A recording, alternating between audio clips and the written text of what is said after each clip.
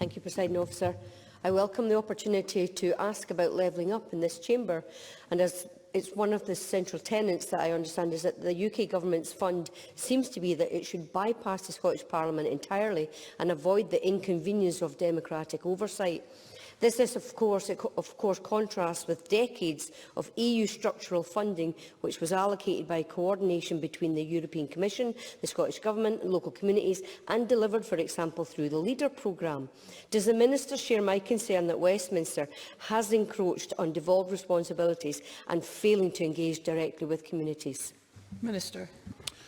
Emma Harper is correct. This is another example of the UK Government's aggressive approach to the constitutional settlement in the UK and riding roughshod over Scottish devolution and showing utter disrespect to this Parliament and indeed the Scottish Government.